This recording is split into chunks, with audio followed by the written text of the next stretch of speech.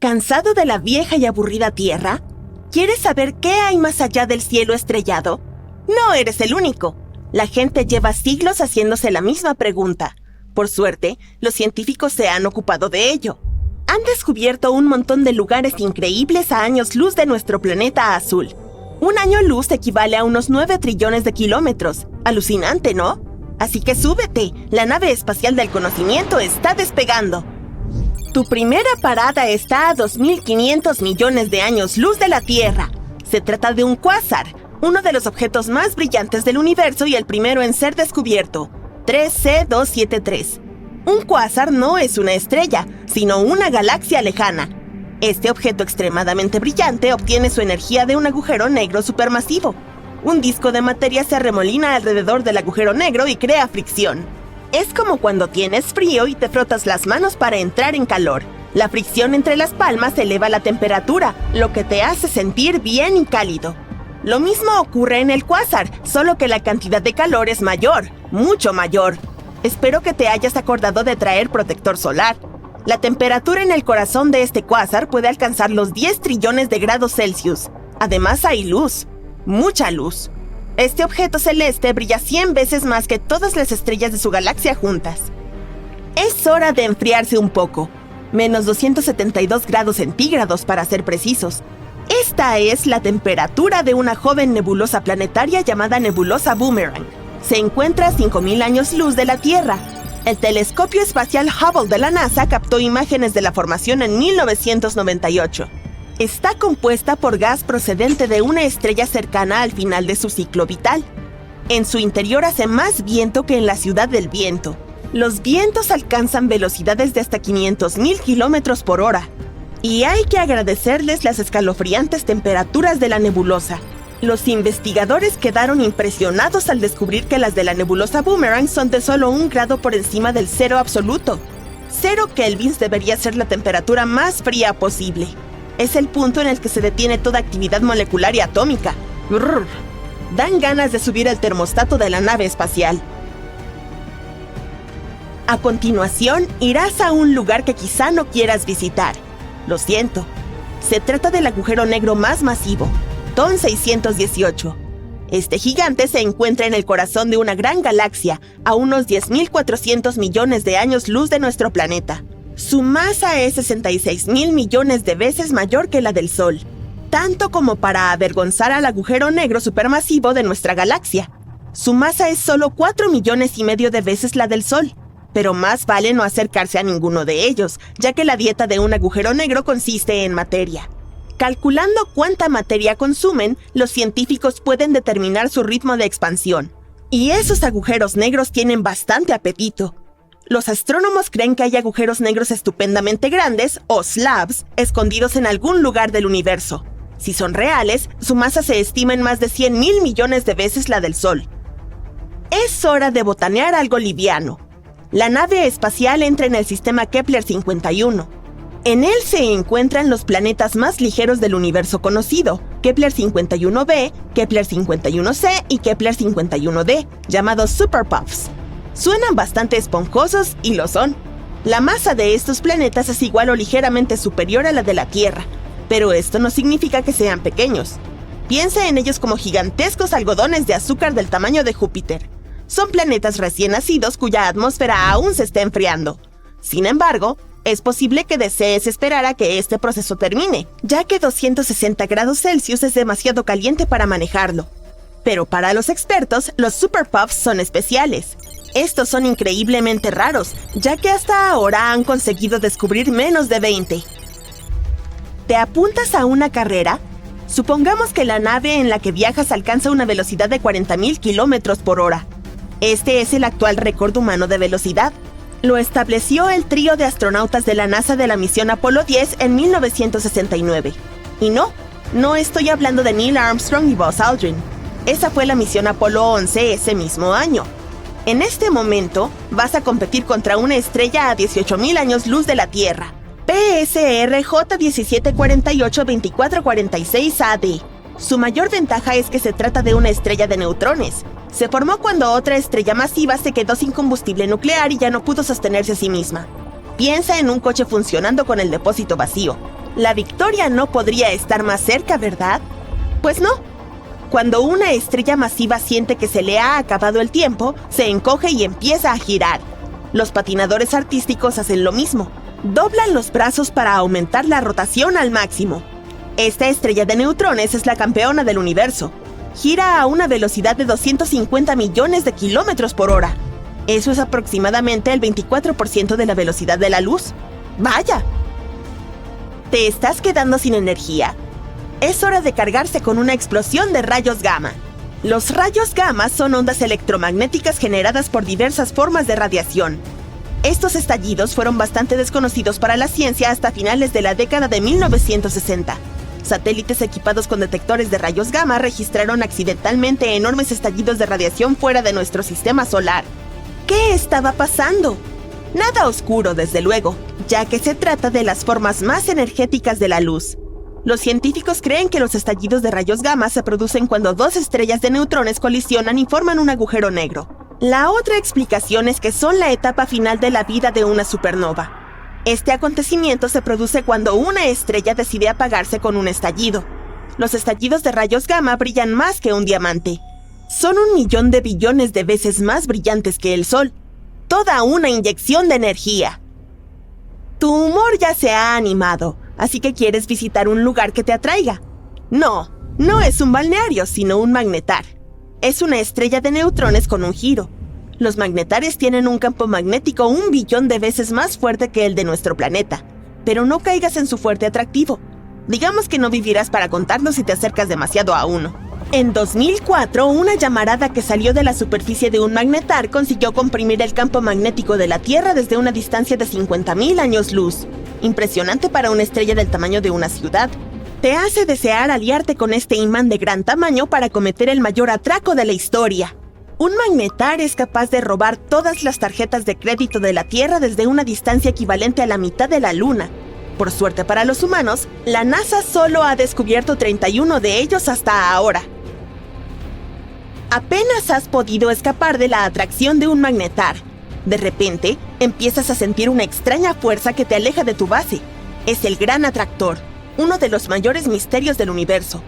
Esta enorme irregularidad gravitatoria lleva miles de millones de años atrayéndonos cada vez más hacia ella. Los científicos calculan que el Gran Atractor se encuentra en el centro del supercúmulo de Laniakea. El nombre significa cielo inconmensurable en hawaiano. Representa una gigantesca colección de planetas, estrellas y asteroides. Nuestra galaxia, la Vía Láctea, no es más que una mancha en este enorme supercúmulo.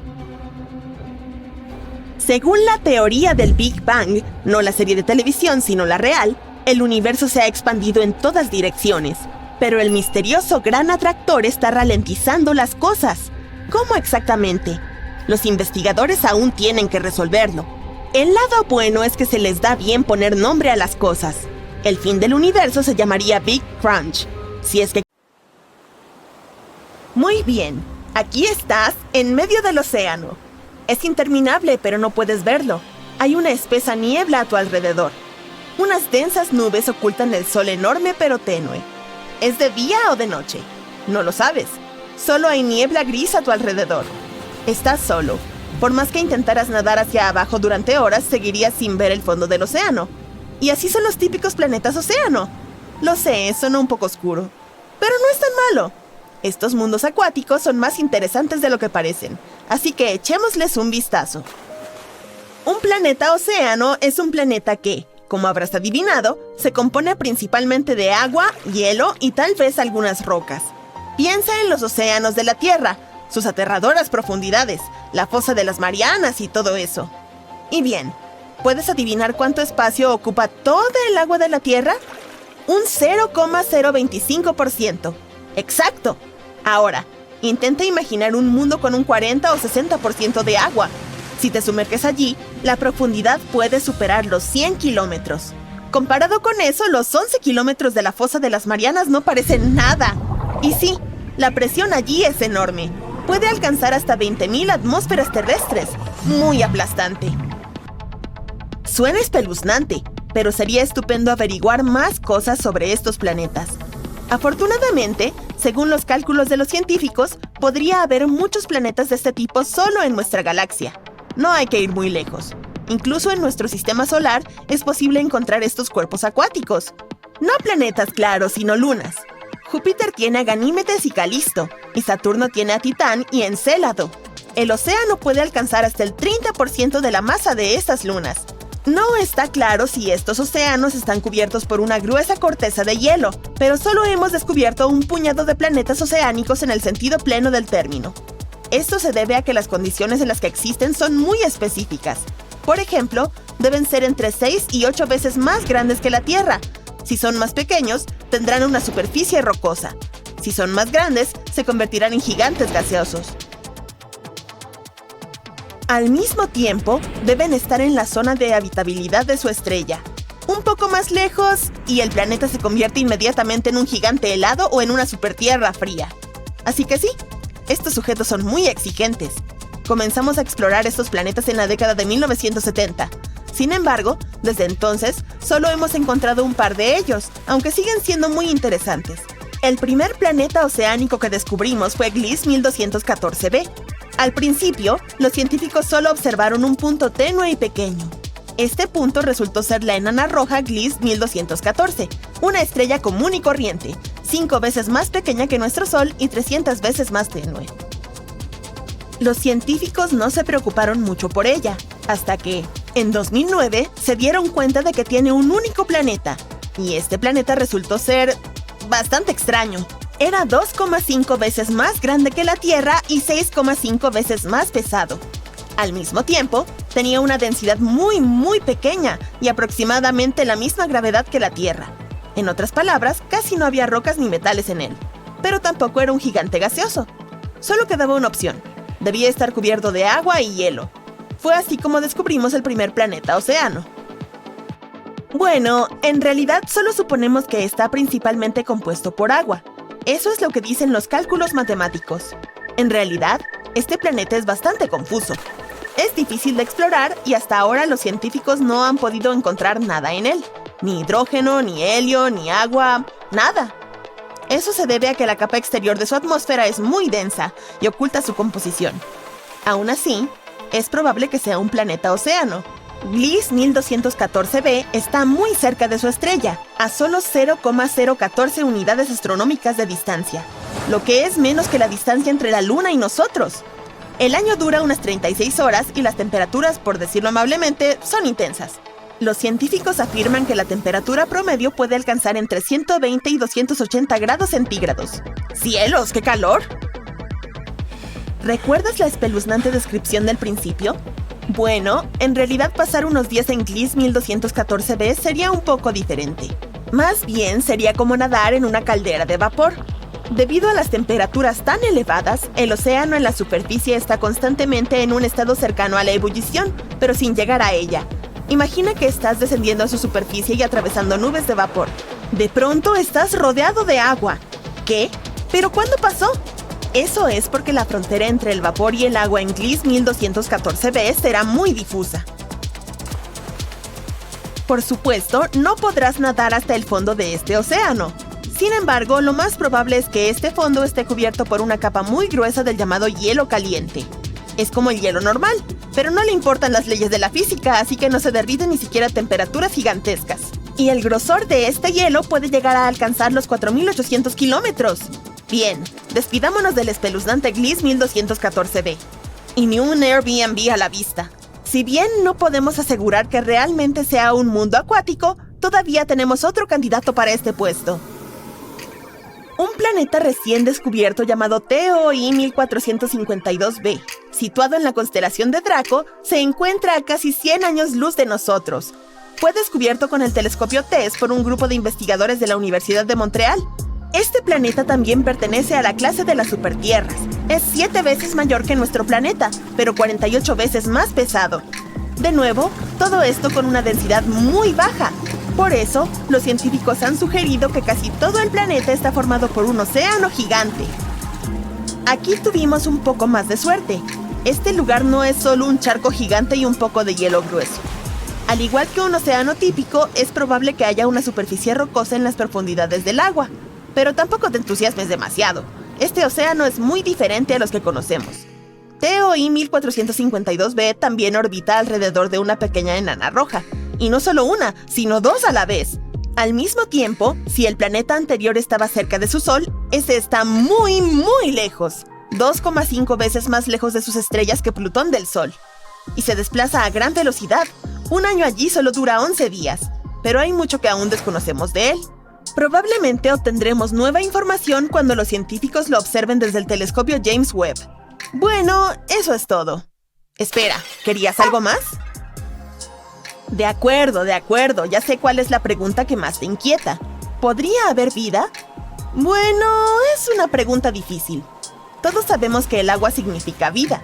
Además, estos planetas están en las zonas habitables de sus estrellas. Así que, potencialmente, sí, podría haber vida. No civilizaciones desarrolladas, por supuesto, sino bacterias, peces y algunos monstruos gigantes y aterradores. Es decir, ¿por qué no? Sin embargo, es muy poco probable. El agua no es suficiente para crear vida, aunque sí es muy importante. También debe haber algunos microelementos y minerales. Lamentablemente, en la mayoría de los planetas oceánicos solo encontramos agua y hielo muy grueso. No hay minerales. Pero no te rindas, aún queda una posibilidad. En primer lugar, tenemos los meteoritos y los cometas, que pueden llevar los minerales necesarios a un planeta. Cuanto más a menudo choquen contra él, mayores serán las chances de que lleven minerales al océano y por lo tanto creen vida.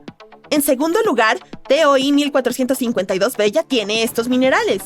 Sí, no sabemos a qué profundidad se encuentra el fondo rocoso, pero, si existe, podría haber nacido algo allí. Esperemos que las nuevas investigaciones con telescopios potentes nos permitan llegar a la verdad. ¿Quién sabe? Tal vez algún día podamos visitar un planeta como este. El extenso universo guarda infinitas posibilidades y secretos. Y aquí hay una pregunta intrigante al respecto. ¿Cómo sería la vida y cómo seríamos nosotros, los humanos, en otros planetas? Imagina un mundo donde las leyes de la física, el medio ambiente y las condiciones son muy diferentes a lo que estamos acostumbrados. ¿Cómo nos adaptaríamos y evolucionaríamos para sobrevivir en esas tierras? Vamos a ver. Mercurio es el planeta más cercano al Sol y tiene una atmósfera delgada.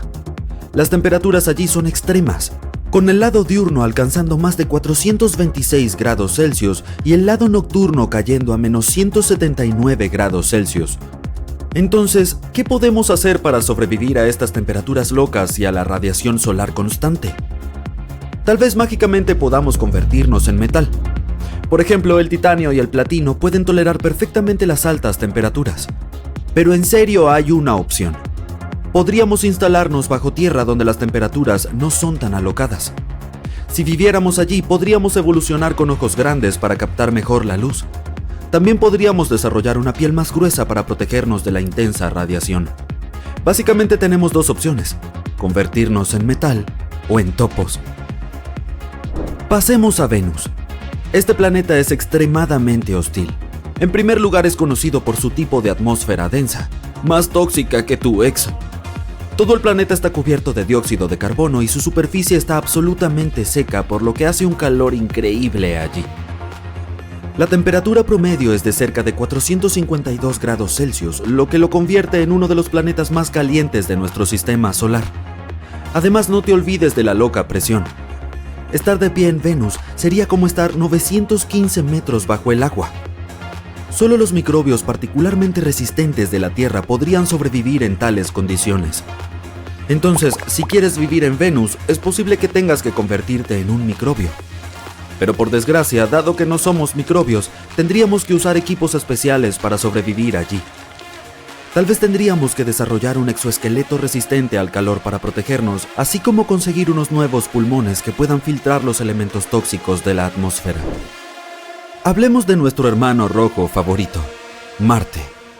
El primer cambio notable después de unos pocos cientos de años sería tu nuevo esqueleto. La gravedad en Marte es mucho más débil que en la Tierra, por lo que tus músculos y huesos se encogerían. Para compensar esta diferencia tendrías que comer más y probablemente empezar a ir al gimnasio. Además tendrías que adaptarte a la baja presión atmosférica y a las temperaturas más frías. Necesitas retener el calor, ¿verdad? Eso significa que necesitarías una capa más gruesa de grasa corporal. Lo siento amigos, pero en Marte podríamos engordar. Una razón más para empezar a hacer ejercicio. Otro gran cambio ocurriría en tu piel. Tu piel es como una gran barrera que te protege de las bacterias, la luz ultravioleta, un aspecto totalmente espeluznante, etc. Entonces, ¿qué le pasaría? Probablemente te pondrías naranja debido a los carotenoides. Estos son un tipo de nutriente que puedes obtener de alimentos como zanahorias, papas, tomates, etc. Protegen muy bien contra la radiación ultravioleta en Marte. Solo tienen un inconveniente. Al comer muchas calabazas del mercado de agricultores marcianos, gradualmente comenzarías a volverte naranja. Aunque quizá eso no sería tan malo. ¿La vida en Júpiter sería más fácil? Sí. Bueno, en realidad no. Después de todo, no tiene tierra firme. Este planeta está formado por hidrógeno y helio y se le conoce como un gigante gaseoso. Simplemente flotarías allí, como en una enorme nube. E incluso si lograras aterrizar e intentaras caminar, sería como moverte a través de una niebla súper espesa. Entonces, ¿cómo evolucionaríamos allí? En primer lugar, podríamos volvernos mucho más grandes en tamaño para soportar las inmensas presiones. En segundo, las fluctuaciones de temperatura allí son enormes. La superficie es terriblemente fría y la temperatura aumenta de forma significativa debajo de las capas exteriores de la atmósfera. En tercer lugar, si vivieras en Júpiter, no habría lenguaje verbal. Este gigante gaseoso absorbe las ondas de radio, por lo que incluso si hablaras, nadie te escucharía. Tampoco habría música, así que no habría fiestas. ¿Cuál es el punto entonces? Oye, tal vez podamos comunicarnos con lengua de señas. Pero eso tampoco es tan simple. Júpiter está lleno de vientos salvajes y nubes de tormenta, por lo que es poco probable que puedas ver algo. Entonces, incluso si evolucionáramos allí de alguna manera, nuestras vidas aún no serían fáciles. Antes de aterrizar en Saturno, probablemente querrás ver sus icónicos anillos. Pero no podrías hacer eso porque los anillos de Saturno consisten en un montón de partículas de hielo que vuelan en el espacio. Así que sería extremadamente difícil aterrizar allí. Entonces vayamos directamente a Saturno mismo. En un principio puede parecer que no es malo para nosotros. Algunas capas de este gigante gaseoso tienen temperaturas bastante agradables. Si nos sumergimos más en él, se vuelve sorprendentemente cálido, hasta -3 grados Celsius en su segunda capa. Esta es la temperatura promedio en países como Suecia y Canadá. Pero por desgracia, esta es solo una de esas capas. El resto del planeta es increíblemente frío, así que para sobrevivir allí tendríamos que trabajar mucho. Además del frío, deberíamos lidiar con el duro entorno del planeta, incluidas sus intensas tormentas, fuertes vientos y radiación. Para protegernos necesitaríamos desarrollar una piel dura, encontrar algo de aislamiento, etc. El siguiente planeta es Urano. Este tiene un entorno muy diferente al de la Tierra, con temperaturas mucho más frías, sin una superficie sólida y una atmósfera muy diferente. Es como otro Júpiter, pero con vibras azules. Aunque no es tan malo. Incluso hay agua en Urano. El único problema es que el planeta está lleno de amoníaco, esa sustancia desagradable que usamos para limpiar. Así que no te sorprendas si sientes un olor asqueroso. Además, hace un frío increíble allí. Es como un invierno casi interminable. Entonces, ¿cómo sería sobrevivir en un entorno tan oscuro y duro? Necesitaríamos una piel más gruesa para hacer frente a las temperaturas extremas. Y nuevamente necesitaríamos ojos más grandes para ver mejor en toda esta oscuridad.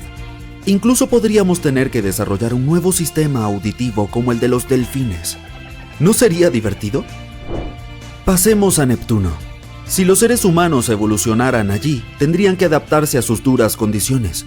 Neptuno, el octavo y más alejado planeta del Sol, es otro gigante gaseoso. La única diferencia es que este puede tener un núcleo sólido. Si fuéramos a vivir allí, necesitaríamos flotar o nadar en su atmósfera rica en metano. También tendríamos que desarrollar branquias o algo así para poder respirar. Básicamente nos convertiríamos en reptiles espaciales o peces cósmicos. La gravedad en Neptuno es un poco más fuerte que la de la Tierra, pero los fuertes vientos dificultan permanecer en un lugar. Para soportar esto necesitaríamos ser mucho más pesados. Una vez más, tendríamos que comer mucho y tonificar algunos músculos. Sí, técnicamente no es un planeta, pero aún así nos encanta y no podemos olvidarlo. Un mundo pequeño, lejano e increíblemente frío. Plutón es incluso más pequeño que nuestra Luna, y debido a eso casi no hay gravedad allí. Sería extremadamente difícil pararse sobre él. Para evitar volar accidentalmente al espacio exterior mientras jugamos al fútbol, necesitaríamos crear una máquina de gravedad falsa. Doctor, no entiendo qué está pasando. Me siento mareada y, ¿cómo decirlo? ¡Me estoy inclinando! No sucedió de la noche a la mañana. No es que me desperté y no podía estar de pie derecha. No, un día sentí que mi eje se había desplazado 2,5 centímetros. Otro día eran 5 centímetros. Y una vez, no me va a creer, fueron 80 centímetros. Eso es alarmante. ¿Qué pasa si accidentalmente me volteo y todos mis habitantes se caen de mi superficie? Querida Tierra, realizamos algunas pruebas y estamos listos para explicar una desafortunada combinación de factores que han afectado tu eje. El último quizás sea el más inesperado y perturbador. Todo comenzó en marzo de 2011, cuando un devastador terremoto de magnitud 9 sacudió la costa este de Japón. Fue tan potente que no solo desplazó el eje de la Tierra, sino que también acortó la duración de un día. Este terremoto desplazó el eje de nuestro planeta aproximadamente 16,5 centímetros y pudo haber movido la isla principal de Japón unos 2,5 metros. Al igual que otros terremotos de gran magnitud, también alteró la velocidad de rotación de la Tierra. Para hacerlo más fácil, comparémoslo con un patinador sobre hielo. Cuando un patinador acerca sus brazos hacia su cuerpo, gira más rápido al concentrar su masa cerca del eje de rotación. Algo similar ocurre durante los terremotos más poderosos. Desplazan la masa de la Tierra más cerca de su eje de rotación, haciendo que gire más rápido y acortando la duración del día. Los cálculos mostraron que el terremoto de Japón aceleró la rotación de la Tierra en aproximadamente 1,8 microsegundos, que son 1,8 millonésimas de segundo.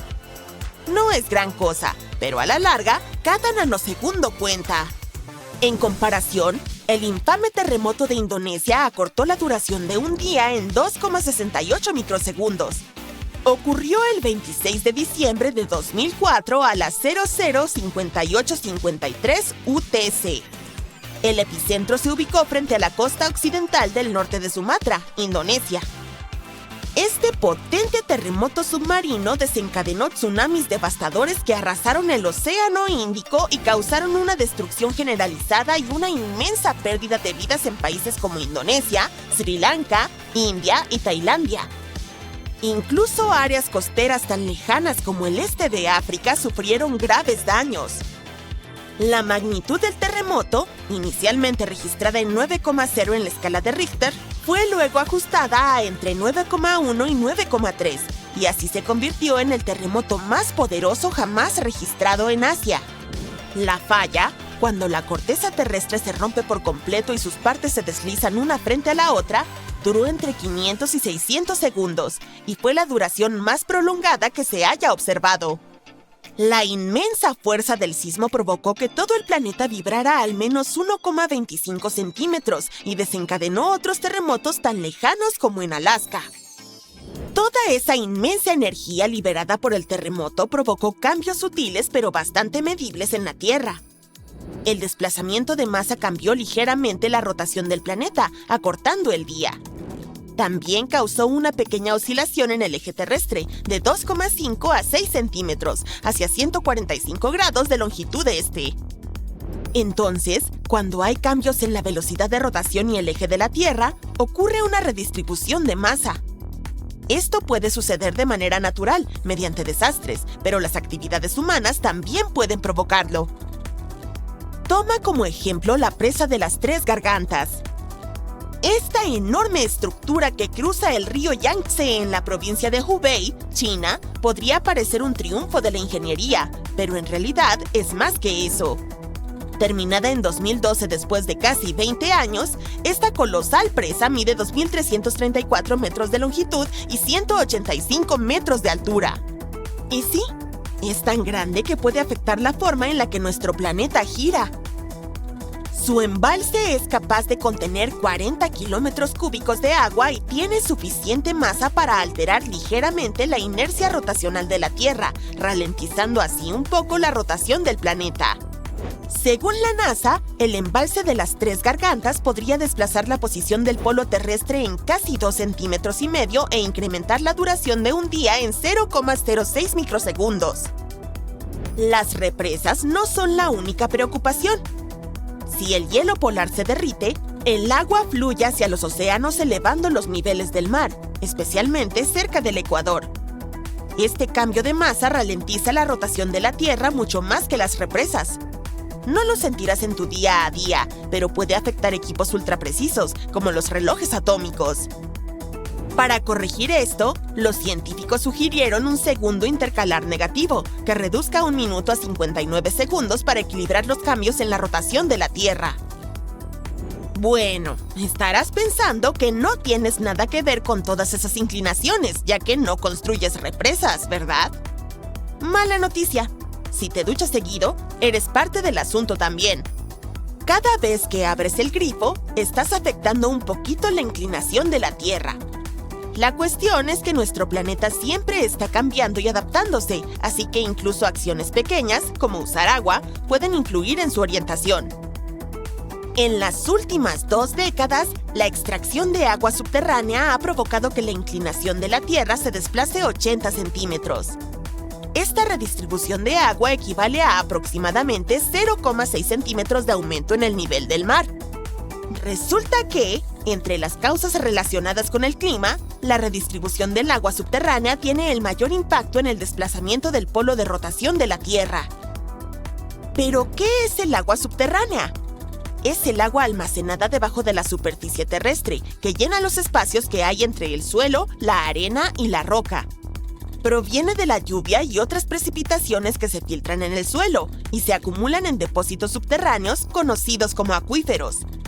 A diferencia de los ríos y lagos, el agua subterránea permanece bajo la superficie y actúa como una reserva natural de agua.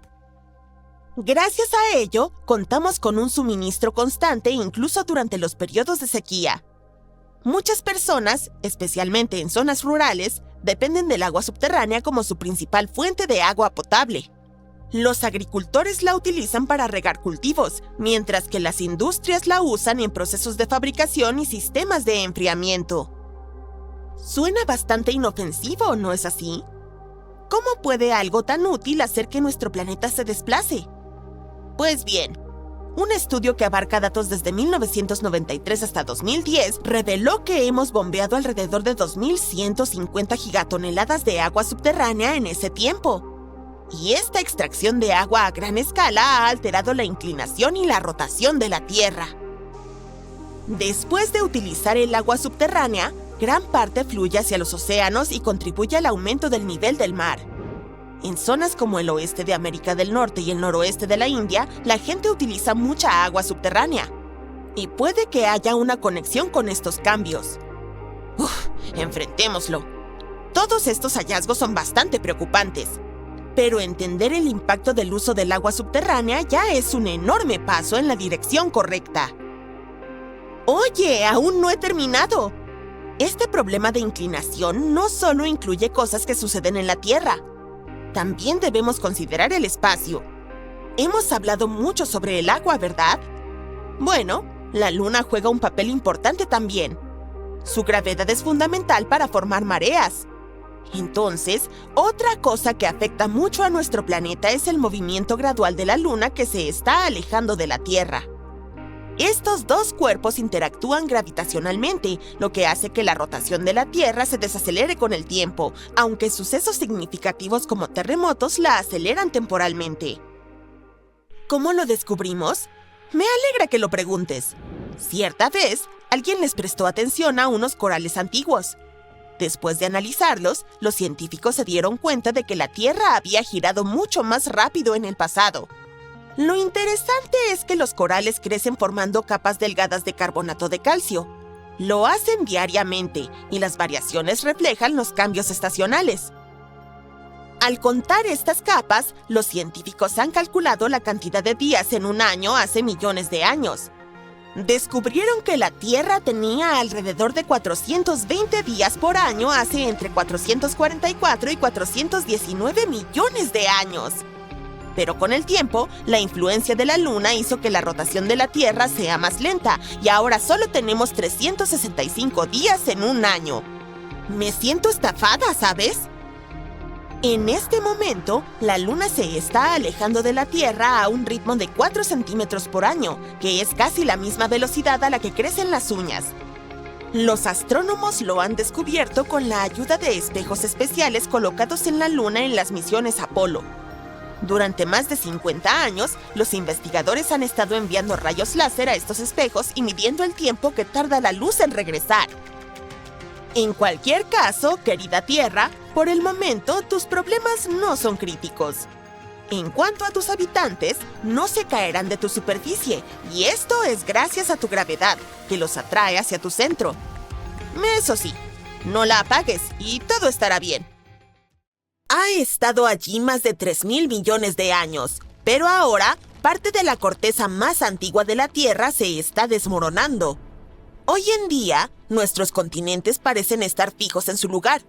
Sin embargo, durante un periodo muy largo, se han movido y desplazado bastante gracias a la actividad tectónica, que hace que partes de la superficie terrestre se deslicen lentamente como piezas de un gigantesco rompecabezas.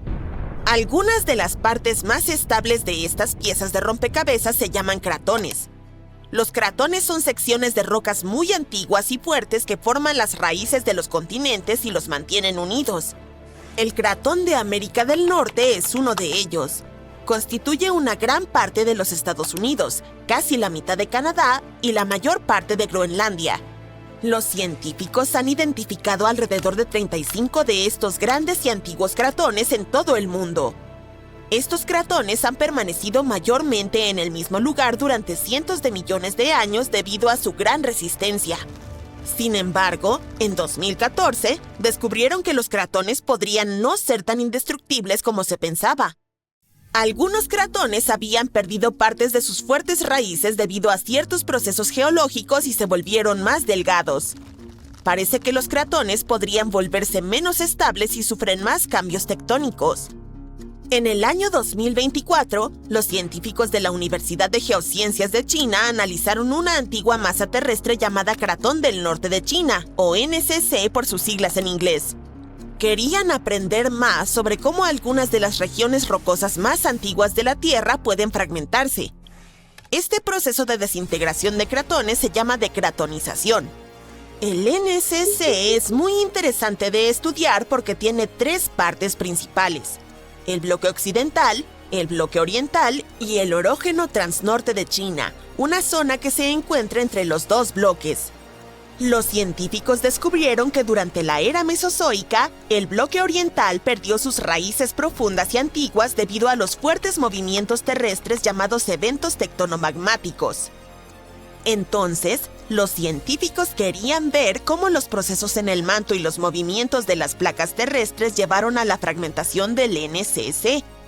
Crearon modelos 4D que muestran cómo cambió la forma del NCC a lo largo del tiempo, incluyendo su forma en la superficie, cómo se estiraron sus capas y la manera en que las ondas sísmicas se movieron a través del cratón. Descubrieron que una sección de la placa tectónica se deslizó debajo del cratón y luego comenzó a retroceder. Este movimiento de rodadura y estiramiento hizo que la roca resistente adelgazara y con el tiempo perdiera estabilidad.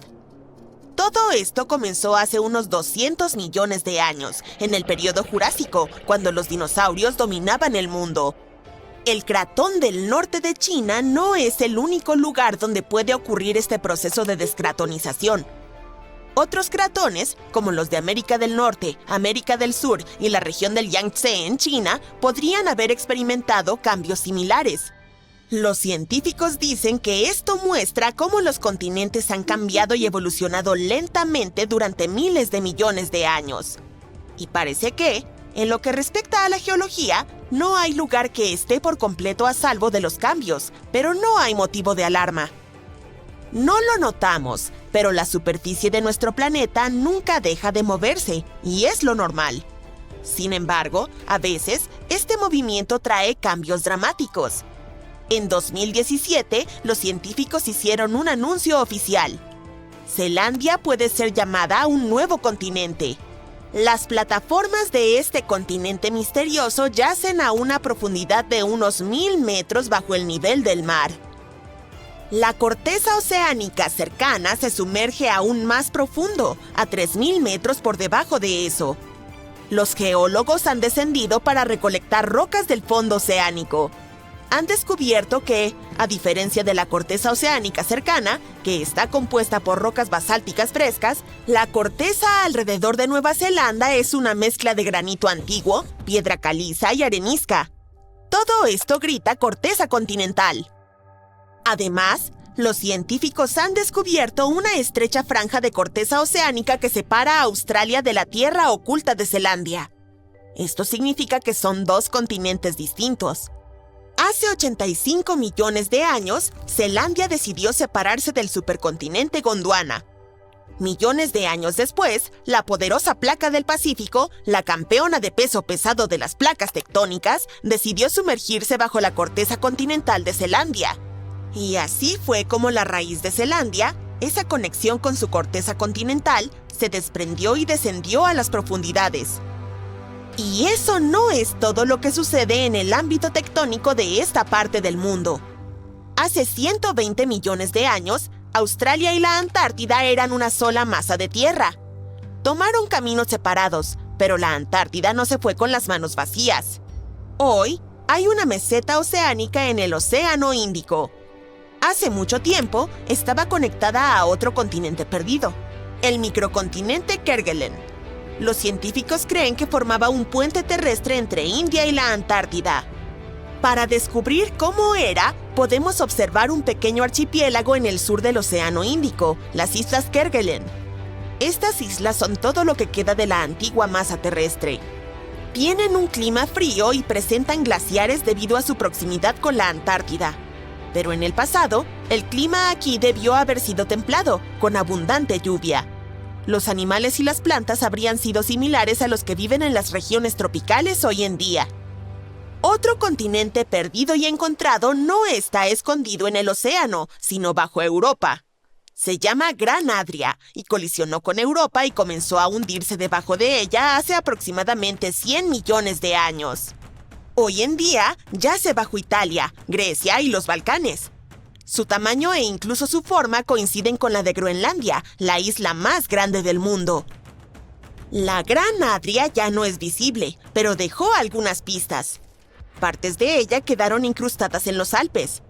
Otros fragmentos forman parte de las actuales Italia y Croacia, al otro lado del mar Adriático. Las rocas calizas del antiguo continente comenzaron a cambiar una vez que quedaron bajo la masa terrestre europea. El gran calor y la presión a lo largo de decenas de millones de años alteraron su estructura. Y fue entonces cuando la caliza salió de escena y el mármol ocupó su lugar. La Gran Adria no era una pieza sólida de tierra como el gran continente que vemos hoy, sino más bien una enorme plataforma somera bajo el agua.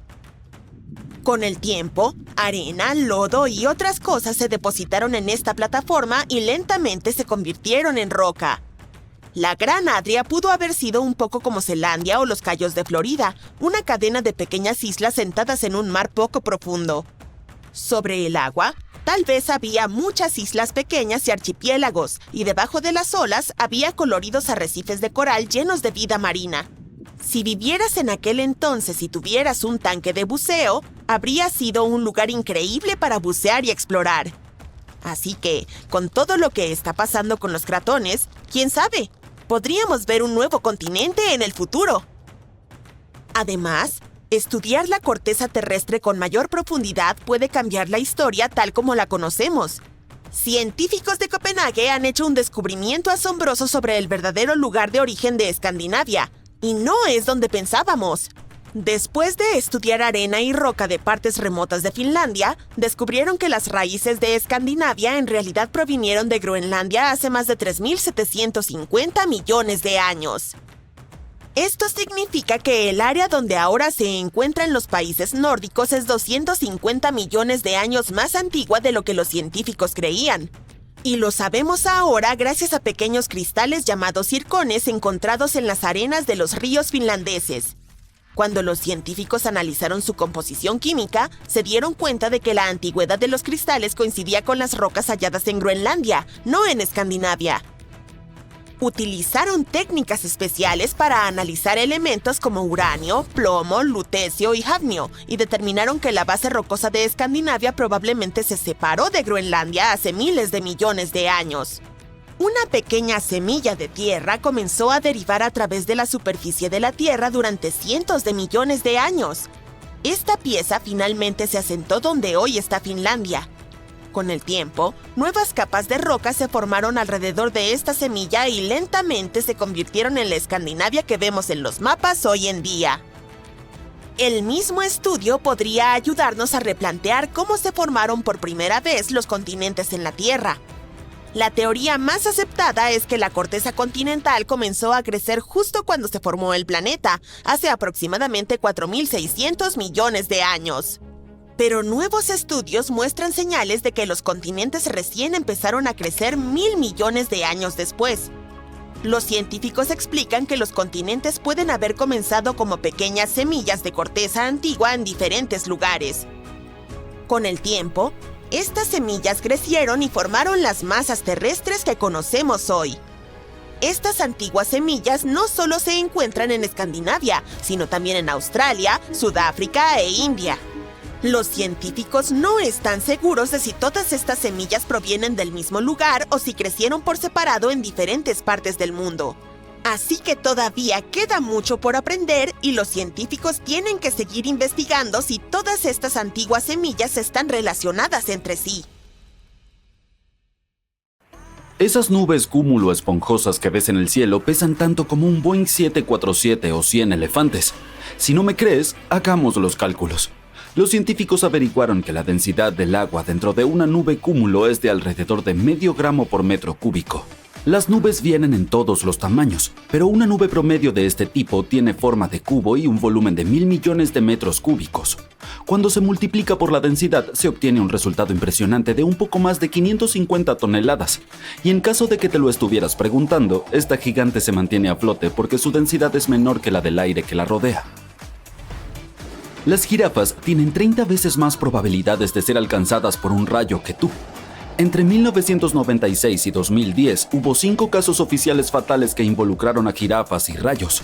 Pero dado que su población mundial era de alrededor de 140.000 durante ese periodo, la tasa de mortalidad es bastante alta por cada 1.000 jirafas al año. Los rayos tienden a golpear objetos altos, por lo que las jirafas son un blanco fácil. Sin embargo, los científicos piensan que tal vez hayan aprendido a cuidarse y buscan refugio durante las tormentas eléctricas o se mueven a zonas con vegetación densa. Los animales más antiguos de la Tierra son las esponjas de cristal. Pueden vivir hasta 15.000 años. Los científicos encontraron la esponja de cristal más antigua en el mar de Ross, una parte de la Antártida. En otra región del mundo, el mar de China Oriental, los científicos hallaron el esqueleto de una esponja de cristal que vivió alrededor de 11.000 años. Estas esponjas podrían haber existido durante la última era de hielo. Viven toda su vida pegadas a superficies duras, filtrando agua para alimentarse de bacterias y plancton. Nuestra Tierra está girando más lentamente ahora, lo que significa que nuestros días se están alargando.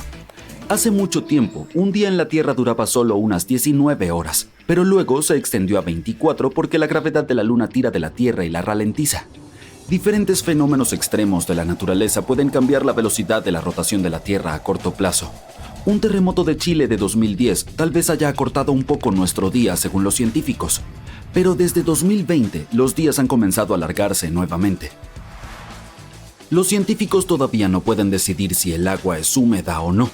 Algunos dicen que el agua en sí no es húmeda, pero puede humedecer otras cosas cuando se adhiere a ellas. Otros piensan que el agua es húmeda porque es un líquido y tiene humedad. El agua puede sentirse húmeda porque enfría la piel al evaporarse. Cuán mojado se vuelve algo depende de dos fuerzas: las fuerzas cohesivas que mantienen las gotas de agua unidas y las fuerzas adhesivas que hacen que el agua se adhiera a otras cosas. El agua no se adhiere bien a las telas impermeables que se mantienen secas porque, en ese caso, las fuerzas cohesivas son más fuertes. No existe un mapa del mundo que sea 100% preciso a menos que sea en tamaño real. Nuestro planeta es redondo y el papel es plano. En el siglo XVI, Gerardus Mercator diseñó una proyección cartográfica cilíndrica que aún se usa y lleva su nombre. Este concepto es bueno para la navegación porque el norte siempre está arriba, pero las partes superior e inferior se estiran mucho. Así que Groenlandia parece 14 veces más grande de lo que realmente es y Alaska es del tamaño de Brasil.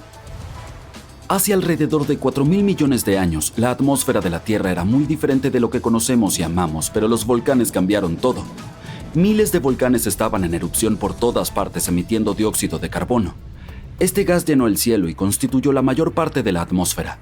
Las pequeñas plantas primitivas utilizaron ese dióxido de carbono para crecer mediante la fotosíntesis y liberar oxígeno. Una de las teorías dice que el vapor de todos los volcanes se enfrió, se convirtió en agua y nos dio los océanos. Se necesitaron cerca de 2.000 millones de años para que hubiera suficiente oxígeno en el aire para que los animales pudieran vivir y respirar.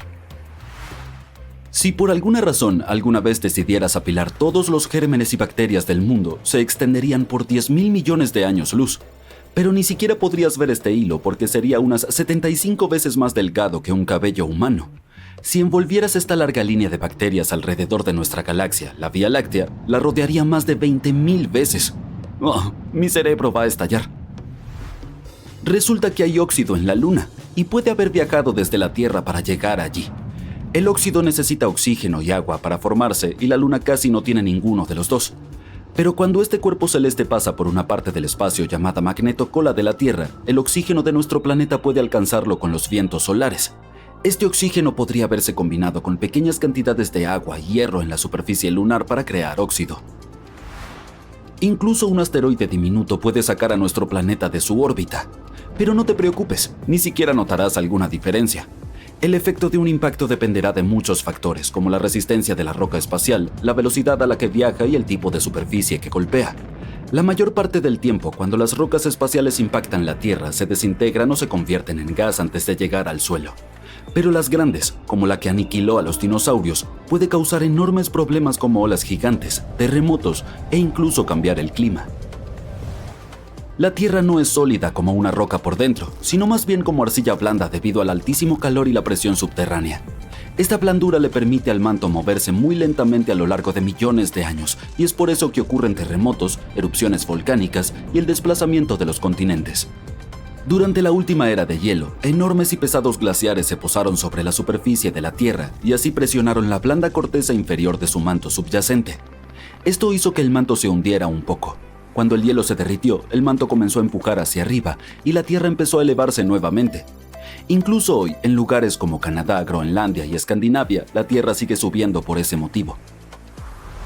Nuestro planeta está cubierto de polvo cósmico. Alrededor de 5.000 toneladas llegan a la superficie de la Tierra cada año. Esta sustancia interestelar es más pequeña que un grano de arena y a menudo incluso más delgada que un cabello humano. Los científicos se dirigen hasta el centro de la Antártida, donde apenas nieva y la nieve es sumamente limpia para detectar esas partículas. La mayor parte de este polvo proviene de cometas. Si eres introvertido, Groenlandia es el lugar ideal para ti. Es la zona menos densamente poblada del mundo, con solo 0,14 personas por kilómetro cuadrado. Vaya, nunca he visto una décima parte de una persona. De todos modos, la mayor parte de Groenlandia está cubierta de hielo, por lo que las personas viven principalmente a lo largo de la costa oeste. Y por cierto, ha estado habitada por más de 4.500 años, así que no debe ser tan mala después de todo. El suelo por el que caminas está reciclado. Primero, la roca derretida y caliente del magma sube y se enfría hasta convertirse en roca sólida. Luego, gracias a las fuerzas tectónicas, la roca es empujada hacia la superficie. Con el tiempo, el viento, la lluvia y otras fuerzas la rompen en fragmentos. Estos fragmentos se mueven y se terminan asentando en capas. Estas capas se comprimen entre sí formando rocas sedimentarias como la arenisca. A veces, si estas rocas sedimentarias son empujadas profundamente bajo la superficie de la Tierra, el calor y la presión las cocinan y las convierten en un nuevo tipo de roca llamado roca metamórfica. Hace mucho tiempo, la vida en la Tierra podría haber sido púrpura en lugar de verde. Un biólogo molecular de la Universidad de Maryland piensa que los primeros microbios usaban una molécula especial para captar la luz solar que los hacía verse púrpuras. Hoy en día, las plantas son verdes porque utilizan la clorofila para absorber la luz solar y convertirla en energía. Pero antes de que existiera la clorofila, las moléculas de retinal cumplían la misma función. Absorbían la luz verde del sol y reflejaban luz roja y púrpura, lo que hacía que los microbios se vieran violeta. Y como pequeñas uvas, ¿de verdad? Los supervolcanes más grandes y despiadados de nuestro planeta se están despertando. Cuando hagan erupción, seguramente lo notarás, incluso si vives a miles de kilómetros del epicentro. A los científicos les preocupa que no tengamos suficiente tiempo para prepararnos y enfrentar las consecuencias de una supererupción. Hay actividad volcánica cerca de la ciudad italiana de Nápoles. Y no tiene nada que ver con el famoso Monte Vesubio, sino con otro volcán. Este es más difícil de ver ya que no tiene una cima alta como el Vesubio, pero no dejes que este tipo malo te engañe. Podría ser mucho más peligroso que su gigante vecino. Tiene un enorme cráter de unos 13 kilómetros de ancho. Este volcán se encuentra en los Campos Flegreos y es en realidad uno de los mayores volcanes de Europa. Entró en erupción hace 39.000 años con una explosión tan masiva que esparció cenizas por toda la región mediterránea.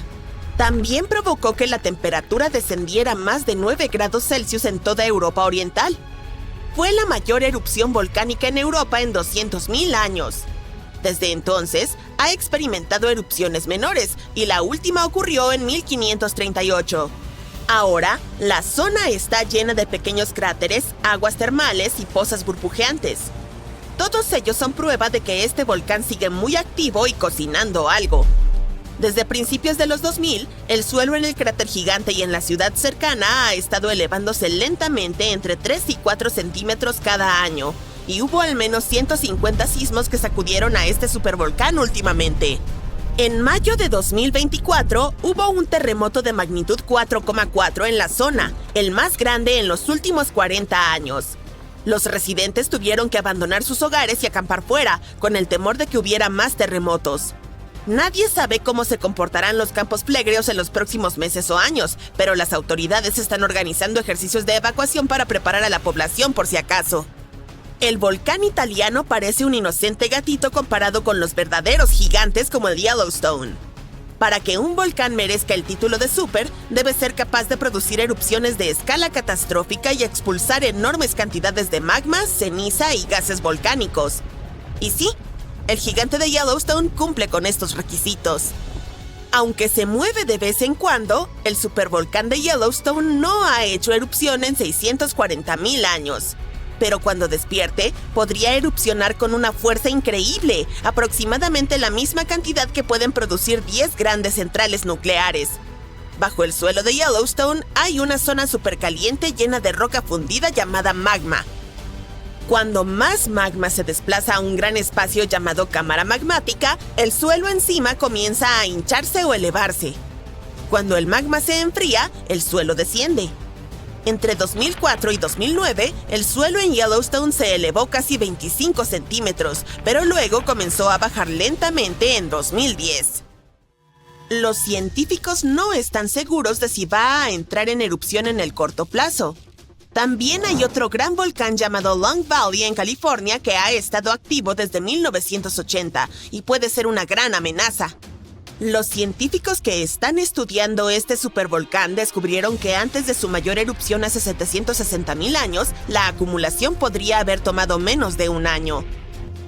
Es una mala noticia, porque una erupción de supervolcán puede tener un gran impacto en el mundo, como la erupción del volcán Toba en Sumatra hace alrededor de 74.000 años. Se convirtió en la mayor erupción volcánica que la Tierra había visto en 28 millones de años. Cubrió partes de Indonesia, India y el Océano Índico con una gruesa capa de escombros volcánicos, casi como una manta de 15 centímetros. La cantidad de roca que expulsó fue como apilar casi 3 millones de edificios en Empire State. El cráter gigante que dejó a su paso aún se puede ver desde el espacio. Toda la ceniza y los gases se elevaron en el aire y bloquearon parte de la luz solar. Esto provocó un invierno volcánico que duró entre 6 y 10 años. Algunos científicos piensan que esta erupción pudo haber afectado incluso a los primeros humanos.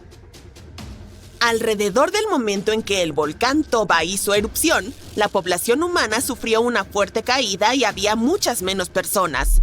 Algunos dicen que esta es la razón por la cual todos los humanos modernos provienen de un pequeño grupo de sobrevivientes.